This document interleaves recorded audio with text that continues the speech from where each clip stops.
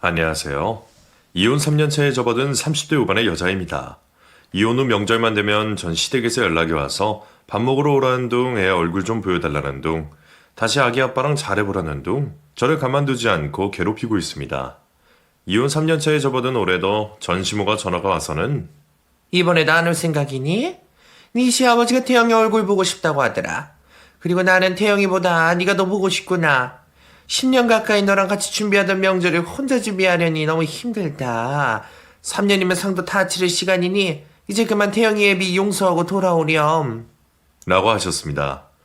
애초에 전 남편과 재결합할 생각도 없었지만 시모가 저러니 아이만 아니면 연락처도 바꾸고 아이 연을 끊고 싶더라고요.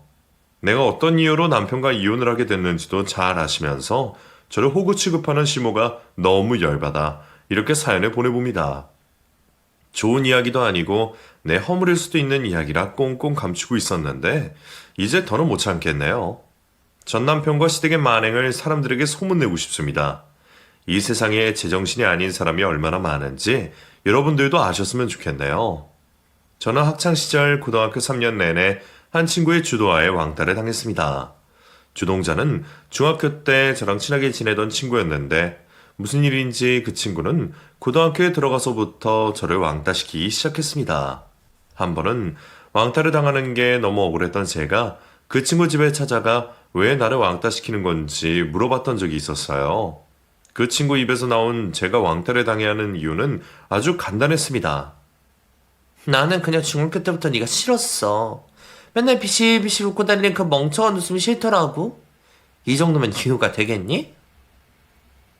저를 왕따시켰던 그 친구는 중학교 때부터 이유 없이 제가 싫었던 것이었습니다. 하지만 그땐 같이 어울리는 친구들이 많았기 때문에 저를 대놓고 싫어할 수가 있었던 것이죠. 그러다 친하게 지내던 친구들과 떨어지고 그 친구와 저만 같은 고등학교에 진학을 하게 되자 그 친구는 이때다 싶어 저를 왕따시키기 시작한 것이었습니다. 고작 10대인 애들이 왕따를 시켜봐야 얼마나 심하게 시키겠냐 싶으시겠죠? 그 친구는 정말 악랄한 방법으로 저를 괴롭혔습니다. 교과서나 노트에 정리한 제 개인 물건들을 갈갈이 찢어버린다거나 점심시간에는 밥을 먹지 못하게 교실에 가두고는 했었습니다.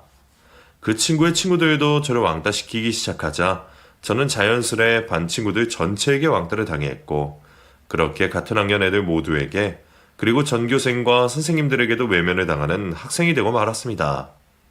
왕따를 너무 심하게 당하다 보니 전학도 생각하고 자퇴도 생각을 했었지만 차마 가족들에게는 말할 수가 없었습니다. 저희 가족을 먹여 살리려고 맞벌이를 하며 아등바등 사는 부모님에게 걱정을 끼쳐드리고 싶지 않았던 것이었죠. 3년만 버티면 이 친구와도 떨어지게 되고 새로운 세상이 펼쳐지게 될 것이니 고등학교 졸업을 할 날만은 기다리며 저는 그렇게 지옥 같은 3년을 버텼습니다. 고등학교 졸업식 날 저를 괴롭혔던 그 친구는 제게 다가와 이렇게 말했습니다. 윤주야, 3년 동안 나랑 놀아주느라 고생했다. 다음에 길 가다 마주치면 꼭 인사하자. 그리고 대학 가서는 왕따 당하지 말고 친구들이랑 잘 지내고. 맘 같아서는 저를 보며 웃는 그 친구 얼굴에 침이라도 뱉고 싶었지만 이 순간 딱 한 번만 더 참으면 모든 게 끝이 난다는 생각에 저도 웃어 보이며 말했습니다. 너 나한테 3년 동안 했던 짓들 죄값 받는 거 이제부터 시작이야. 우리 다시는 마주치지 말자. 3년 동안 괴롭힘을 당한 거에 비해 그리 독한 말은 아닐 수도 있지만 저는 인과응보를 믿었기 때문에 굳이 더 많은 말을 하지 않아도 된다고 생각했습니다. 내가 복수하려고 하지 않아도 저를 괴롭혔던 그 친구는 알아서 벌을 받으리라 믿었거든요. 고등학교 졸업을 하면 저는 그 친구에게서 벗어날 수 있을 거라고 생각했습니다. 하지만 그 친구가 없는 대학을 가서도 저는 그 친구에게 벗어날 수 없었어요.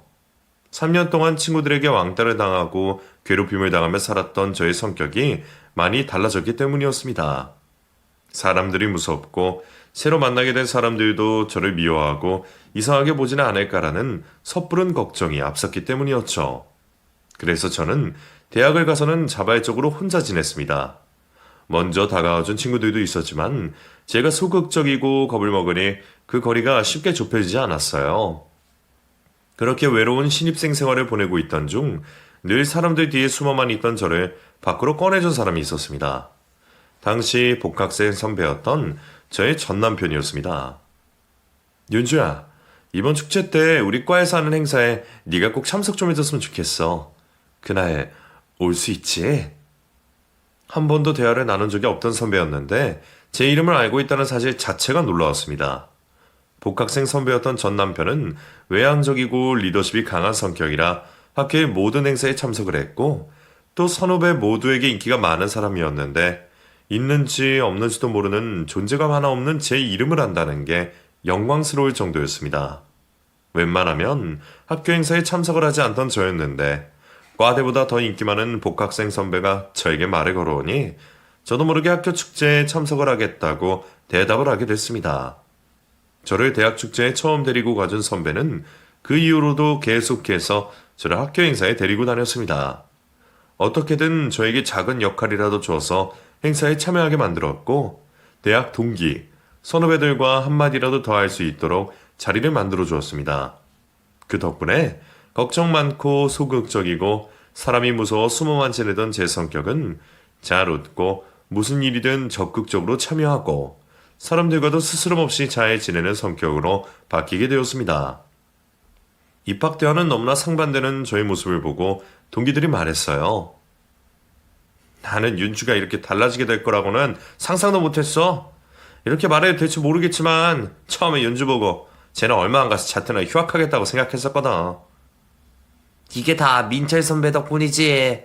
민철 선배가 윤주 혼자 학교 생활하는 거 보고 저렇게 뒀다가는 학교 그만두겠다 싶어 걱정돼서 데리고 다닌 거잖아. 학교에 재미 붙이면 학교 열심히 다닐 거라면서. 민철 선배의 성격 좋은 건 알고 있었는데 오지랖도 그렇게 넓은 성격일 줄 몰랐네. 알고 보니까 민철 선배 윤주리가 마음에 들어서 데리고 다닌 거 아니야? 설마 우리 몰래 둘이 사귀고 있는 건 아니지? 복학생 선배와 몰래 사귀고 있는 게 아니냐는 동기들의 물음에 제 얼굴은 숨김없이 붉어졌습니다. 선배와 몰래 연애를 하고 있다는 사실은 붉어진 제 얼굴 때문에 들키게 되고 만 것이었죠. 그날 이후 전 남편과 저는 당당히 공개 연애를 시작했고 전보다 더 즐거운 학교 생활을 하며 같은 해에 함께 졸업을 하게 되었습니다. 졸업 후 저는 중소기업 경리로 취업을 하게 됐고 남자친구는 대학 동기들과 회사를 차려 사업을 시작했습니다. 동기들과 사업을 시작하는 남자친구를 보면서 참 남자친구다운 선택이라는 생각을 했습니다. 그런데 우리 둘 사이의 문제는 거기서부터 생기기 시작했어요. 동기들과 빈손으로 사업에 뛰어든 남자친구는 바빠져도 너무 바빠진 것이었습니다. 안 그래도 친구 만나고 노는 걸 좋아해서 바쁜 사람이 사업까지 시작하게 됐으니 연락도 하루에 한 번 겨우 될까 말까 했고 얼굴은 일주일에 한 번도 보기가 힘들었습니다. 제가 연락 문제로 힘들어하자 친정엄마께서 말씀하셨습니다. 윤주야, 아무 말 많고 참고 기다려라. 남자가 하는 일에 여자가 방해해서는 안 된다. 그리고 민철이가 누구야? 학교 다니기 힘들어하는 너를 구제해준 은인 아니냐. 민철이랑 결혼하고 싶으면 꼭 참고 기다려. 저희 친정 부모님은 남자친구 덕분에 제가 대학교 생활을 편안하게 보내고 밝은 성격으로 바뀔 수 있었다는 걸 잘 알고 계셨습니다. 그래서 부모님들은 남자친구를 제 남편감으로 점치고 두셨기 때문에 무조건적으로 제 편이 아닌 남자친구의 편을 드셨습니다. 친정엄마의 말이 서운하게 들리기는 했지만 틀린 말도 아닌 것 같아 저는 남자친구가 사업에 집중할 수 있도록 연락이 안 된다고 투정 한번 부리지 않고 기다렸습니다. 남자친구가 사업을 시작한 지 3년이 되었을 때 드디어 남자친구에게서 기다렸던 말을 들을 수 있었습니다. 윤주야, 오래 기다렸지? 나랑 애들이 목표해뒀던 목표 매출액이 나오면 너한테 바로 결혼하자고 할랬는데 그게 생각보다 많이 늦어졌어. 이제 그 목표 매출액 달성했으니까 우리 올겨울에 결혼하자. 내가 너 호강시켜줄게. 남자친구 입에서 결혼 이야기가 나오자 엄마 말을 듣고 참고 기다린 보람이 있었다는 생각이 들었습니다. 그렇게 저희는 7년의 연애 끝에 결혼식을 올리게 되었습니다. 저희 결혼을 당사자들보다 더 기뻐한 사람은 저희 부모님들이셨습니다. 우리 김서방 덕분에 우리 윤주 인생이 달라졌어. 김서방아 우리 집 은인이야, 은인. 우리는 김서방만 믿고 우리 윤주 보내는 거니까 우리 윤주 잘 좀 데리고 살아줘. 윤주가 마음에 안 드는 짓 하더라도 마음 넓은 김서방이 잘 보듬어서 살아줬으면 하네. 장모님, 걱정 마세요. 윤주 알아서 잘하는 애라 저는 걱정 없습니다. 저희 둘 부모님들께 걱정 안 끼치고 잘 살아보도록 할게요. 저희 부모님이 사이를 극진히 모시는 듯한 모습을 보고 저는 마치 문제아인 제가 운 좋게 남편에게 시집을 가게 된 것 같은 이상한 기분이 들었습니다. 그래도 서로가 좋아서 아쉬울 것 없으니 결혼을 하게 된 건데 친정 부모님이 저러시니 제가 남편에게 납작 엎드리고 살아야 될 것 같은 느낌이 들어 부모님께 적당히 좀 하면 안 되냐 말했습니다. 엄마랑 아빠는 내가 그렇게 모자라고 부족해 보여? 오빠도 내가 좋아서 나랑 결혼하는 건데 마치 어디다 대팔지도 못하는 딸내미 데려가주는 사람처럼 모시듯이 하니까 나 너무 서운하고 기분 나빠. 개구리 올챙이적 생각 못한다더니 너 그새 잊었니? 너 친구도 못 사귀고 학교도 겨우 나갈 때 너 친구 만들어주고 데리고 다녀준 게 누구야? 민철이 아니니? 너 민철이 없었으면 대학 졸업도 못하고 취업도 못하고 집구석에 박혀서 엄마 아빠 속만 속이고 살았을 거다. 오빠 덕분에 학교생활 잘 보는 건 맞는데 내가 왜 학교생활을 힘들어했는지 엄마 아빠는 알지도 못하잖아. 엄마 아빠는 정말 나한테 무슨 문제가 있어서 학교생활을 잘 못했다고 생각하는 거야? 부모님은 제가 고등학교 3년 내내 왕따를 당했다는 걸 모르셨기 때문에 제 성격이 이상해서 학교에 적응을 못하는 거라고 생각하시는 듯 했습니다. 그런 이상한 제 성격을 고쳐준 게 남편이란 생각에 부모님은 제 남편을 은인처럼 극진히 모신 것이었죠. 부모님이 심정을 이해하지 못하는 것은 아니었습니다. 문제는 저희 친정 부모님뿐만 아니라 시부모님들도 그러시니 그게 문제였습니다. 사돈댁한테 다 들었다. 윤주 너 민철이 덕분에 새 인생 살게 됐다면서? 우리 민철이가 어렸을 때부터 부리도 못 참고 힘든 친구들을 꼭 도우면서 살았었어. 윤주 너도 민철이 성격 알지? 네. 오빠가 친구들 잘 챙기는 성격이긴 하죠. 그래서 인기도 많았고요. 그래. 우리 민철이 같은 애 친구로만 둬도 인복이 좋다는 소리 듣는데 너는 우리 민철이 남편으로 얻었으니 너는 정말 복받은 게다. 너 이번 생은 우리 민철이한테 고마운 마음 가지고 보답하면서 살아야 된다. 결혼 전부터 양가 부모님들 때문에 많은 스트레스를 받긴 했지만 부모님들은 옛날 분이시고 보이는 것만으로 판단하시는 분들이니 제가 참기로 했습니다. 그리고 양가 부모님들이 그렇게 말하지 않아도 저는 사업하는 남편 뒷바라지를 묵묵히 잘하는 남편만의 조강지처가 될 생각이었습니다. 그러나 남편과 하는 살면서는 조강지처인 제 꿈을 이루기란 결코 쉽지 않았습니다. 결혼 전에도 사업하느라 친구를 만나서 노느라고 바쁜 남편의 얼굴을 보기도 힘들었는데 결혼 후도 별반 다를 게 없었습니다.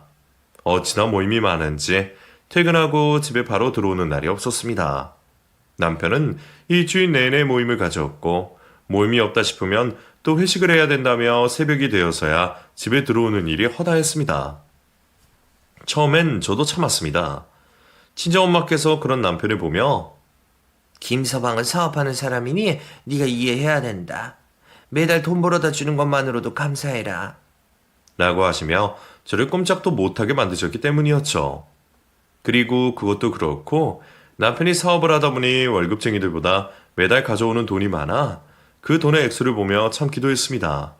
하지만 결혼 후 신혼 1년 동안 칼퇴근을 하고 제 시간에 집에 들어오는 모습을 단 한 번도 보여주지 않는 남편의 모습에 저는 결국 참지 못하고 폭발해버렸습니다. 오빠는 언제까지 그렇게 살 거야? 어떻게 결혼하고 1년 동안 내 생각을 단 한 번도 안 할 수가 있어? 오빠 노는 거 좋아. 일 때문에 바쁜 것도 좋고. 그래도 일주일에 한 번 정도는 나랑 같이 시간 보내려고 노력은 좀 해줘야 되는 거 아니야? 윤주야, 너 왜 그래? 그동안 별말 없다가 갑자기 이러니까 나 너무 당황스럽다. 그동안 내가 왜 별말 없었는데. 오빠를 이해하려고 노력했으니까 별말 안 한 거지. 내가 참고 기다리면 오빠가 알아서 해줄 거라고 생각했어. 오빠 결혼하고 나랑 저녁 식사 몇 번 했는지 알아? 5번도 안 했어. 그건 내가 미안해. 근데 너도 알잖아. 사업하는 사람은 어쩔 수 없이 바빠. 그리고 내가 저질러 놓은 일이 너무 많아서 그 일들 수습하는 것만으로도 정신없다고. 그리고 너도 나 없으면 네 시간 보낼 수 있어서 좋잖아. 다른 여자들 반찬 걱정할 때 너는 너 먹을 것만 생각하면 되니까 얼마나 편해. 남편은 제 말을 대수롭지 않게 여겼습니다. 사업하는 사람이니 그럴 수 있고 모임이 많아서 그럴 수 있다는 식이었어요. 그리고 자기 때문에 제가 자유로워지는 게 아니냐는 듯이 말을 했었죠. 하루는 남편 때문에 너무 속상해서 엄마에게 속상한 마음을 털어놨더니 저희 친정엄마는 여전히 사위편만 들었습니다. 사업하는 사람이 그럴 수도 있지. 엄마가 결혼 전부터 말했잖아. 민철이 말 잘 듣고 모시면서 살라고. 민철이도 다 생각이 있으니 그러는 거 아니겠냐? 이 철딱선이 없는 것이다. 친정엄마는 오히려 저를 혼내셨습니다. 친정엄마까지 그러시니 정말 세상에 제 편은 아무도 없는 것 같은 기분이 들었어요. 친한 친구에게 말을 하자니 친한 친구는 대학 친구들 뿐이라 남편이랑 같이 알고 지내는 사이라 차마 친구들에게 남편 욕은 못하고 결국 저는 혼자서 소가리를 할 수밖에 없었습니다. 혼자서 속이 어떻게 썩어가는지도 모르고 있을 때 저에게도 좋은 소식이 하나 들렸습니다. 바로 임신 소식이었어요. 제 임신을 누구보다 기뻐한 사람은 바로 저 자신이었습니다. 드디어 제게도 내 아이가 생겼다는 기쁨보다 이 임신으로 인해 남편이 드디어 가정에 충실하게 될 수 있지 않을까라는 희망이 생겨서였습니다. 아이에게 미안하긴 했지만 저는 임신을 이용해 남편이 가정에 충실할 수 있도록 만들 작정이었습니다. 오빠, 이제 나 임신도 했으니까 중요한 일 아니면 퇴근하고 바로 집으로 와줘. 입도 또 심해지고 몸도 불편해서 혼자서 밥 먹기 싫어서 그래. 노력은 해볼게. 근데 이미 선약이 너무 많이 잡혀 있어서 일정 조절이 되려나 모르겠다. 말로만 노력한다고 하지 말고 제발 행동으로도 노력해봐. 오빠는 도대체 나랑 결혼을 왜 한 거야? 밥 차려주고 빨리 해줄 사람이 필요해서 결혼한 거야? 언제까지 나를 혼자 내버려 둘 건데? 이 애 낳아도 오빠는 나 혼자 내버려 두고 놀러만 다닐 거야? 너는 지금까지 내가 놀고 있다고 생각한 거야? 너는 모르겠지만 나는 내 나름대로 사업도 잘 되게 해보려고 미친 듯이 노력하면서 살고 있어. 적어도 너만큼은 돈 걱정 없이 살게 해주려고 내 나름대로 아등바등 살고 있었던 거라고. 결혼 후 남편과 같이 있는 시간이 적어서 싸울 기회도 자연스레 없긴 했지만 그날은 남편과 결혼 후 처음으로 큰 소리를 내며 싸우게 된 날이었습니다. 내가 언제 돈 많이 벌어와달라 그랬어? 사업 잘 되고 싶은 건 오빠 욕심이잖아. 나는 오빠가 벌어오는 많은 돈보다 오빠랑 마주보고 앉아서 같이 밥 먹는 시간이 더 필요하다고. 너 지금 말은 그렇게 하면서 내가 돈 못 벌어오면 돈 벌어오라고 바가지 엄청 긁을걸? 내가 돈 벌어다 주니까 지금 배불러서 그런 소리를 하는데 너도 돈 못 벌어오는 남편 만나봐야 정신 차리지 싶다. 그리고 그냥 애 낳을 때까지 장모님댁에 가 있어라. 내가 잘 말씀드릴 테니까. 남편에게 절대로 친정에는 가지 않겠다고 했지만 다음날 친정 부모님이 저를 데리러 집으로 오셨습니다. 어제 김서방한테 전화 왔다. 자기 너무 바빠서 너랑 애 돌봐줄 시간이 없을 것 같으니까 우리 보고 애 낳을 때까지만 너 데리고 있어달라고 하더라. 그래서 엄마랑 아빠가 이렇게 쫓아온 거야? 오빠 지가 나랑 아기 책임지기 싫으니까 엄마랑 아빠한테 떠넘기는 거야. 김서방 그 인간 무책임한 사람이라고. 제 말이 끝나기 무섭게 엄마는 저의 등짝을 내리치셨습니다. 그리고 정말 한심하고 기가 짠다는 눈빛으로 저를 바라보셨어요. 너는 남편한테 지가 뭐냐 지가. 그리고 김서방 사업한다고 바빠서 그러는 거 네가 제일 잘하면서 왜 그러니? 지 딴에는 바빠서 너랑 뱃속에 있는 아기 못 봐주는 게 미안해서 우리한테 부탁한 건데 어떻게 그렇게 말을 해? 내가 너 때문에 김서방 얼굴 볼 낯짝이 없다. 내가 뭐 오빠한테 죽을 죄라도 지었어? 아니면 오빠가 우리 가족 목숨이라도 살려줬어? 왜 그렇게 오빠한테 절절 매는 거야? 김서방이 네 은인인 걸 잊지 마라. 민철이 아니었으면 너 대학 졸업도 시집도 아무것도 못했어 이거사. 호강에 겨운 지지배 같으니라고. 그렇게 저는 부모님에게 한심한 딸 취급을 받으며 부모님 손에 이끌려 친정으로 가게 되었습니다. 임신한 10개월 동안 저는 친정집에서 지내게 됐는데 남편은 일주일에 딱 한 번, 그것도 아주 잠깐 집으로 들려 제 얼굴을 보고 돌아갔습니다. 어쩔 때는 바쁘다는 이유로 일주일에 한 번도 오지 않을 때도 있었습니다. 부모님은 그 모습을 보면서도 우리 김서방이 책임감이 강해서 처자식 먹여 살리려고 열심히 산다. 라며 칭찬 일색이었습니다. 출산을 2달 정도 앞두고 있던 날이었어요. 추석이 다가오고 있었는데 저는 만삭이기도 하고 친정 부모님 댁에서 지내고 있기도 하니 시댁에서 이번 명절은 집에 오지 말고 당연히 친정집에서 쉬려고 하실 줄 알았는데 시모는 추석 한참 전부터 저에게 전화를 걸어오셨습니다. 이번 추석이 사람들 많이 올 것 같으니까 추석 이틀 전에 집으로 오도록 해라. 이번에 음식을 좀 많이 해야 돼서 일찍 준비해야 될 것 같구나.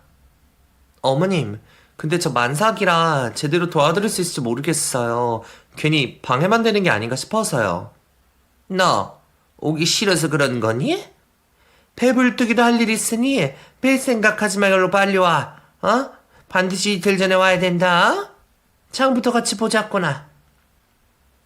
그럼 오빠한테 말해서 오빠랑 같이 가도록 해볼게요. 민철이는 일 때문에 바빠서 추석 당일이나 돼서 올 수 있다고 하더라. 쓸데없이 바쁜 애한테 연락하지 말고 알아서 혼자 오도록 해. 기가 찼습니다. 만삭인 며느리 못 부려먹어서 안달난 시모도 기가 찼고 만삭인 와이프 혼자 명절 이틀 전에 자기 집에 보내놓고 자기는 명절 당일에나 잠깐 온다는 게 참으로 기가 찼습니다. 화가 난 제가 남편에게 따져도 남편은 앵무새처럼 같은 말만 반복했습니다. 바빠서 그렇다 라고 말이죠. 그리고 저희 친정 부모님 또한 이번에도 역시나 제 편이 아니었습니다. 시어머니가 오라고 하면 가야지. 엄마는 너 낳기 일주일 전에도 전부 치고 다 했어. 김서방 바쁜데 또 전화해서 파가지고 있지 말고 너 혼자 알아서 해라. 그래야 남편 사랑도 받고 시어머니 사랑도 받지. 정말 눈물이 날 것 같았습니다. 이 정도면 세상이 저를 왕따시키는 게 아닌가 싶은 생각이 들 정도였어요. 결국 저는 반항 한번 제대로 못하고 시모 말대로 명절 이틀 전에 혼자 시댁에 가서 음식을 준비하게 됐습니다. 그때 너무 무리를 했던 건지 결국 저는 집으로 돌아온 날 배가 아파 응급실로 가야 했고 아이를 출산하기 전까지 꼼짝도 못하고 병원 침대에 누워 있어야만 했습니다. 그러면서도 남편은 죄책감조차 느끼지 않는 듯 했습니다. 저희 친정엄마에게 입 발린 소리만 해댈 뿐이었죠. 장모님, 죄송합니다. 제가 이를 빼서라도 윤주 옆에 있었어야 했는데 제가 윤주를 돌보지 못한 탓에 이렇게 됐습니다. 정말 죄송합니다. 아니네. 자네도 바빠서 그런 건데 죄송할 필요 없네. 그리고 사돈댁한테도 신경 쓰지 말라고 전해. 이때쯤 되면 이럴 수도 있는 거고 우리 윤주 몸이 약해서 이렇게 된 거니 신경 쓰지 않도록 자네가 잘 말하도록 해. 남편이 하는 일에는 다 뜻이 있고 혹여라도 그 과정에서 잘못되는 일이 발생하면 그 이유는 모두 제 탓으로 치부해버리는 가족들 때문에 살기 싫다는 생각이 들 정도였습니다. 심지어 아이만 아니면 남편과 이혼이라도 하고 싶다는 생각을 할 지경에 이르렀습니다. 하지만 태어난 아이 얼굴을 보고 난 후에는 남편과의 이혼 생각이 눈 녹듯 사라지고 말았습니다. 아이가 무슨 죄냐 싶었어요. 내가 참고 살면 내 자식은 돈 걱정 없이 다른 아이들과 별반 다를 게 없는 평범한 삶을 살 수 있을 텐데 제가 이혼을 하게 되면 아이의 삶이 평탄치는 않을 수도 있겠다는 생각이 들었습니다. 아이를 위해서라도 내가 참고 살기로 했습니다. 가정에 소홀하고 처자식에게 관심 없는 남편이지만 그래도 돈 하나만큼은 잘 벌어오니 그것만 보고 내가 참고 살기로 했습니다. 그런데 어느 날 갑자기 평소에 2분의 1도 안 되는 월급이 통장으로 입금되었는데 사업이 망한 건가 싶어 너무 놀란 제가 남편에게 물었습니다.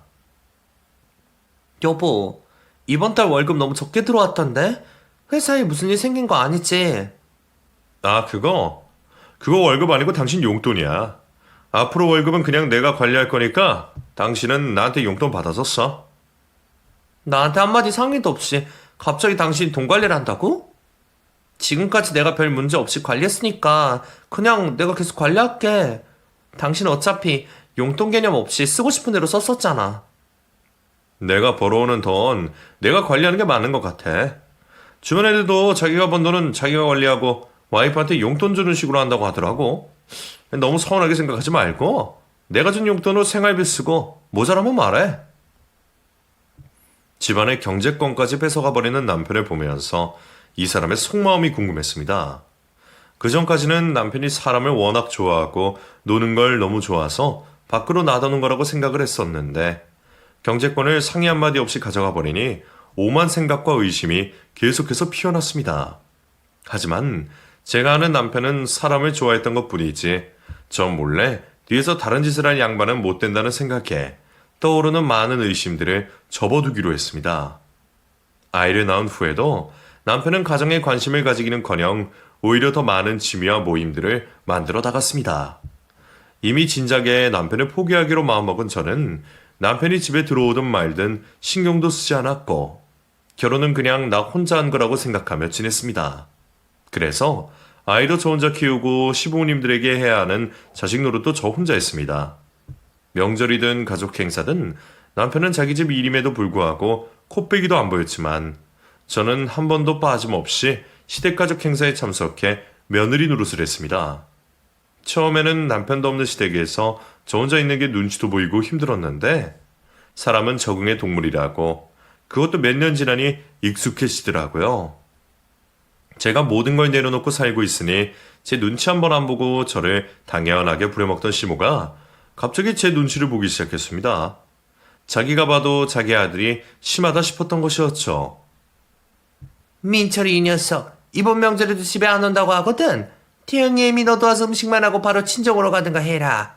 아들놈은 안 오는데 며느리만 데리고 있으려니 다른 친척들 눈치 보여서 안 되겠다. 어머님이 눈치 보실 게 뭐 있어요. 며느리가 시댁에서 명절 보내는 건 당연한 건데요 뭐. 너한테도 내가 미안해서 그랬지.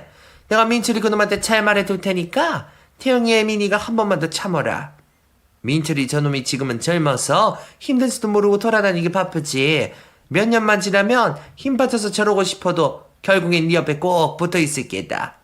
그때 가서 민철이가 그동안 너한테 속상하게 했던 것들 다 복수하면서 살아.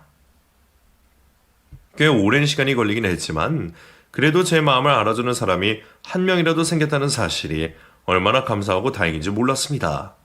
그것도 친정엄마가 아닌 시모가 제 마음을 알아주니 저는 그거 하나만으로 그동안 남편에게 받은 서러움을 다 보상받는 기분이었어요. 그리고 시모 말대로 남편이 지금은 젊어서 밖으로 나돌지만 나이가 되면 가족품이 반드시 그리워지는 순간이 올 거라는 생각이 들었습니다.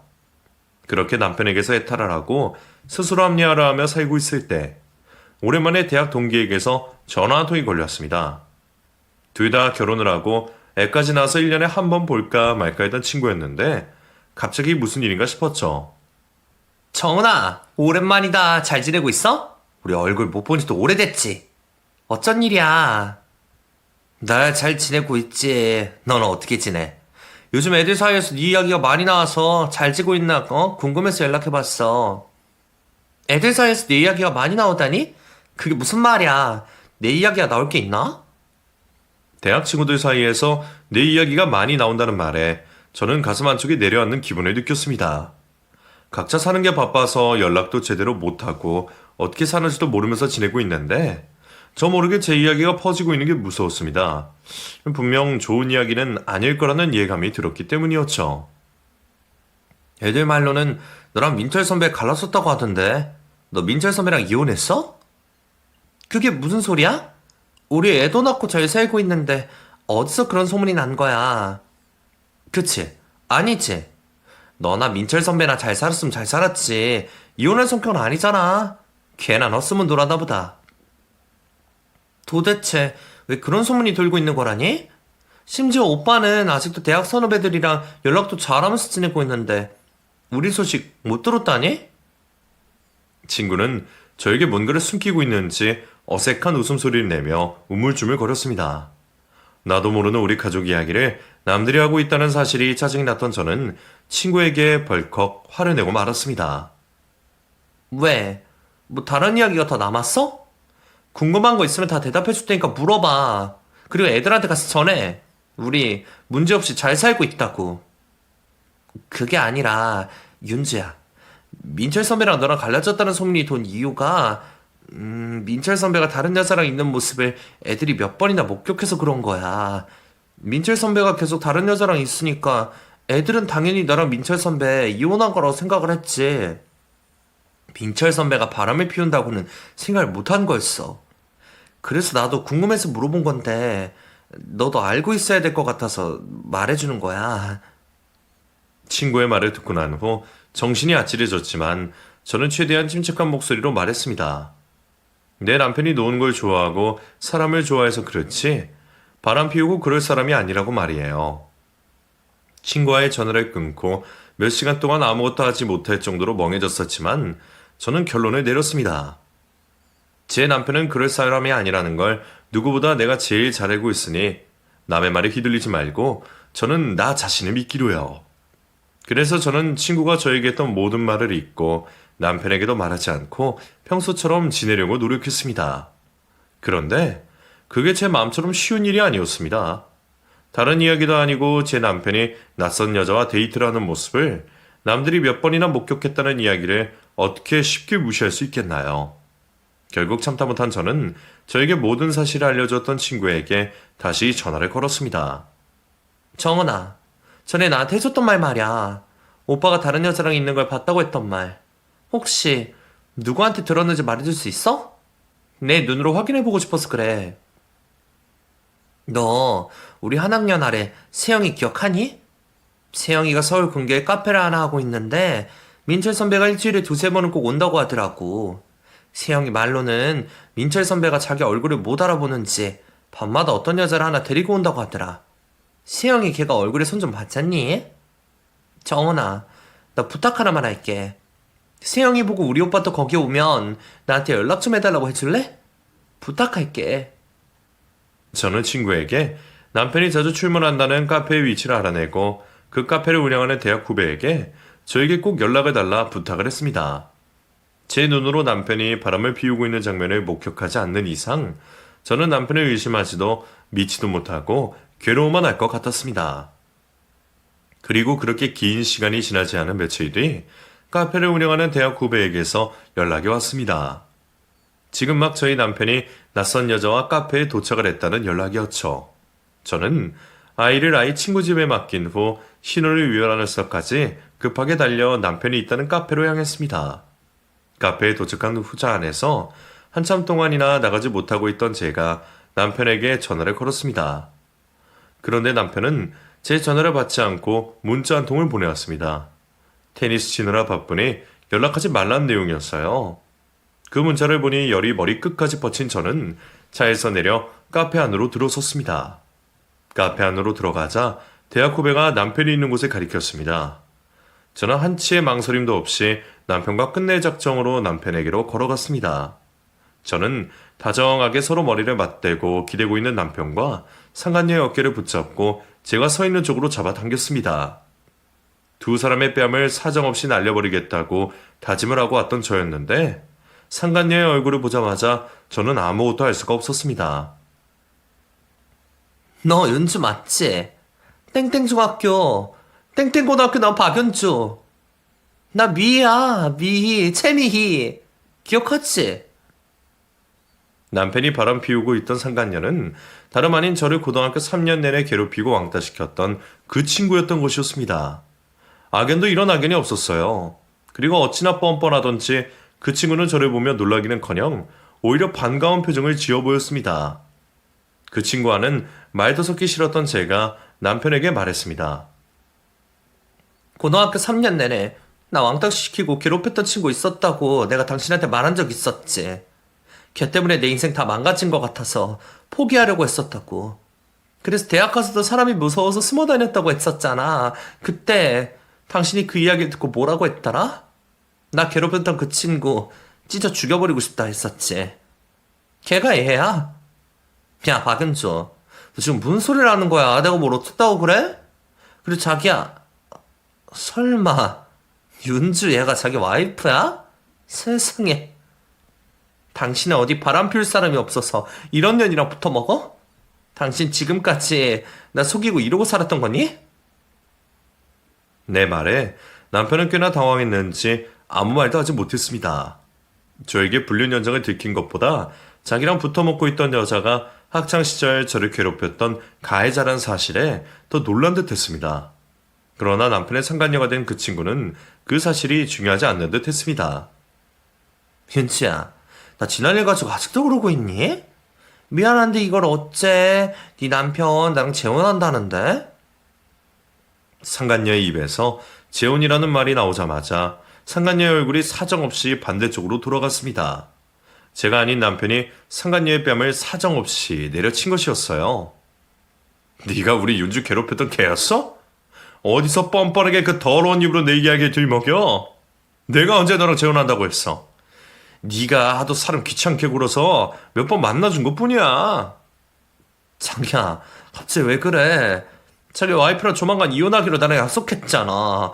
어차피 정도 안 나누는 와이프 끼고 살아봐야 헛돈 나가고 죄책감 맞는다고 헤어질 거라고 했잖아? 내가 언제 그랬냐? 말 지어내는 것도 수준급이네. 너 같은 거 잠깐 비즈니스를 이용해 먹다가 버릴 생각이었어. 윤주 같은 여자를 버리고 너 같은 범죄자한테 내가 왜 가겠어? 정신 차려라. 남편은 달의 때로 달아버린 쓰레기를 버리듯이 미련 없이 상간녀를 내쳤습니다. 상간녀는 무릎을 꿇고 남편의 바지가랑이를 붙잡고 늘어졌어요. 하지만 남편은 자신의 바지가랑이를 붙잡고 늘어진 상간녀를 본체도 하지 않고 저에게 말했습니다. 윤주야, 진짜 오해야. 나는 얘가 자기 외롭다고 밥만 몇 번 먹어달라고 해서 먹어준 거지? 얘한테 아무 감정도 없었어. 윤주 너 오빠 어떤 사람인지 알지? 나 절대 윤주 너 배신 안 해. 그리고 얘가 너 괴롭혔던 애인 줄 알았으면 절대 안 만났지. 오빠가 오해할 일 만들어서 정말 미안해. 나 진짜 숨긴 거 하나 없이 다 사실대로 말하는 거니까 한 번만 봐주라. 남편은 끝까지 가증스러웠습니다.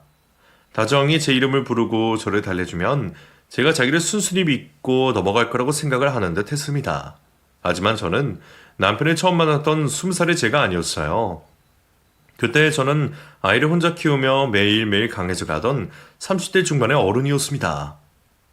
너도 쟤도 똑같은 인간이야. 너라고 얘랑 뭐 다를 게 있다고 생각하니? 별반 다를 것 없는 것들끼리 어떻게 끌려서 만났나 본데 쓰레기 같은 인간 둘이서 절대 헤어지지 말고 평생 붙어서 잘 먹고 잘 살아봐. 그날 저는 집으로 돌아와 아이만 데리고 친정으로 들어갔습니다. 짐 하나 없이 아이만 달랑 안고 들어온 저를 보고 친정엄마는 또 저의 등짝을 때리셨습니다. 한동안 조용하길래 정신 좀 차렸나 싶었는데 이번엔 또 뭐 때문에 집을 나온 거야?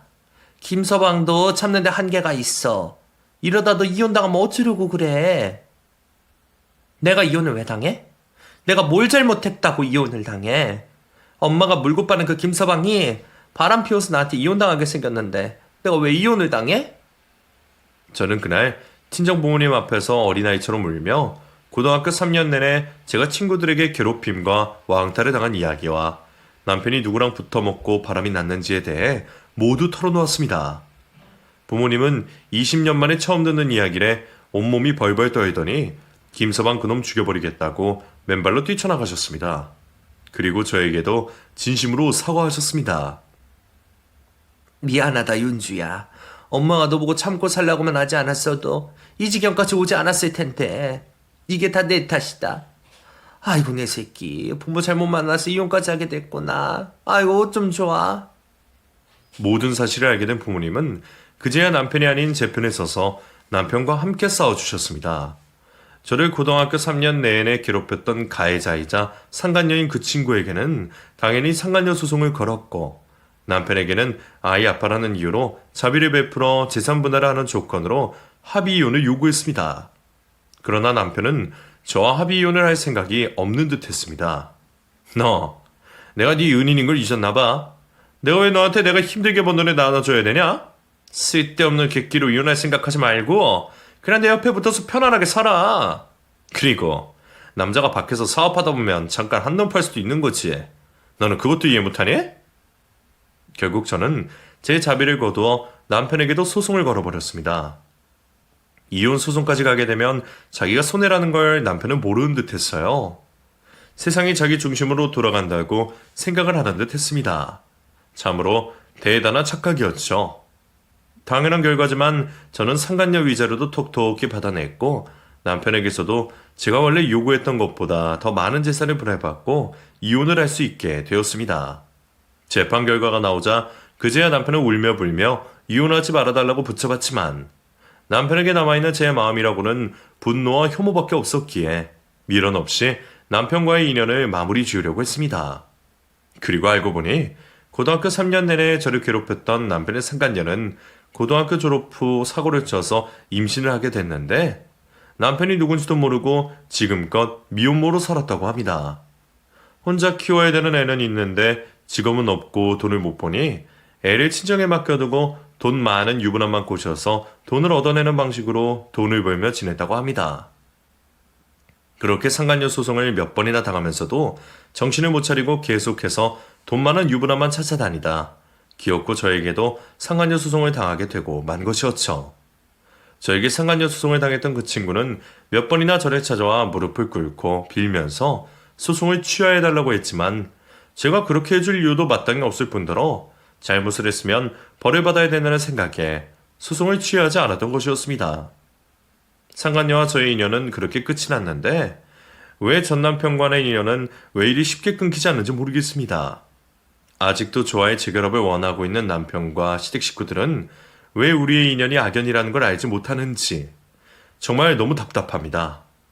어떻게 하면 이 지긋지긋한 남편과의 악연을 끊어낼 수 있을까요?